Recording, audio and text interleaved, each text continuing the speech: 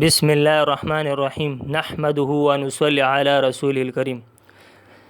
مسئلہ صورت یہ ہے کہ جاری کنواں ہے، یعنی ایسا کنواں کہ جیسے جیسے پانی نکالتے ہیں ویسے ویسے اس میں سے اور پانی نکلتا ہے، تو اس صورت میں پھر کیا حکم ہے؟ وَإِنْ كَانَتْ بِئْرُ مُعِينًا لَا يُنْزَحُ وَوَجَبَ نَزْحُ مَا فِيهَا أُخْرِجُ مِقْدَارَ مَا فِيهَا مِنَ الْمَاءِ۔ وَإِنْ كَانَتْ بِئْرُ مُعِينًا، اگر کنواں جاری ہو، لا ينزح کہ اس کا پانی نہ نکالا جا سکتا ہو، وَوَجَبَ نَزْحُ مَا فِيهَا أُخْرِجُ اور جو پانی اس میں ہے اس کا نکالنا بھی ضروری ہو، مقدار ما فیہا من الماء، تو جو پانی اس میں ہے اس کی مقدار نکال دیا جائے۔ وعن محمد ابن الحسن رحمہ اللہ علیہ انہ قال ينزح منها 100 دلو الى 300۔ وعن محمد ابن الحسن اور امام محمد رحمۃ اللہ علیہ سے مروی ہے انہ قال کہ انہوں نے فرمایا ينزح منها 100 دلو 200 سے الى 300 300 ڈول تک نکالے جائے۔ امام محمد رحمۃ اللہ علیہ سے مروی ہے انہوں نے فرمایا کہ 200 سے 300 ڈول تک نکالے جائیں۔ تو صورت مسئلہ یہ ہے کہ اگر کنویں میں اتنا بڑا چشمے والا کنواں ہو، کہ اگر کنویں میں اتنا بڑا چشمے والا کنواں ہو کہ سب پانی نہیں نکل سکتا، یعنی جیسے جیسے پانی نکالتے ہیں ویسے ویسے اس میں سے اور پانی نکلتا ہے، تو اس صورت میں حکم کیا ہے کہ نجاست جب گر جائے تو پھر کیا حکم ہے؟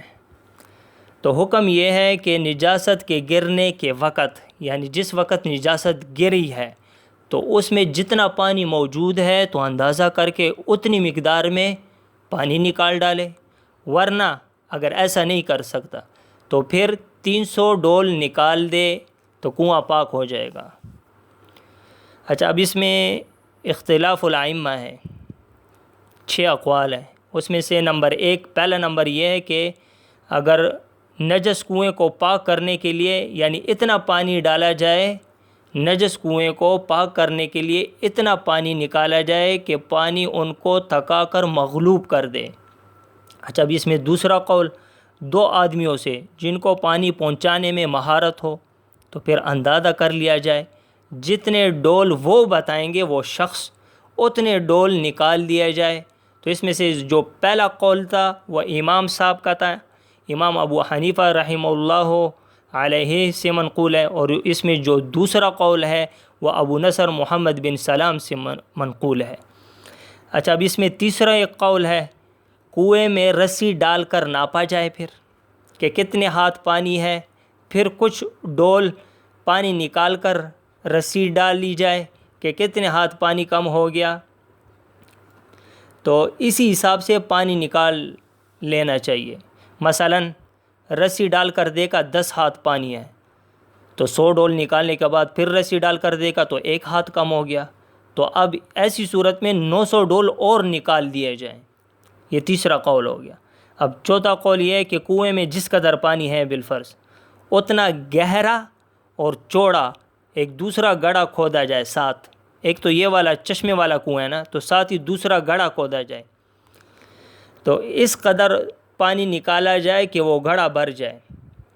کہ یہ دونوں قول جو ہیں، تیسرے نمبر اور یہ چوتھا نمبر، تو یہ دونوں قول امام ابو یوسف رحمۃ اللہ علیہ سے منقول ہے۔ اب اس میں 5واں قول ہے 200 سے 300 ڈول تک نکالے جائیں، ایک یہ قول بھی ہے۔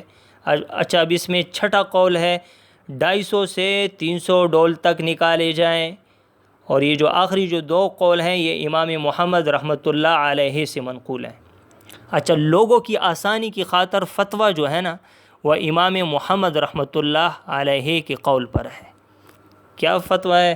کہ یعنی 250 سے 300 ڈول تک نکالے جائیں۔ سبحان ربک رب العزت عما یصفون وسلام علی المرسلین والحمد للہ رب العالمین۔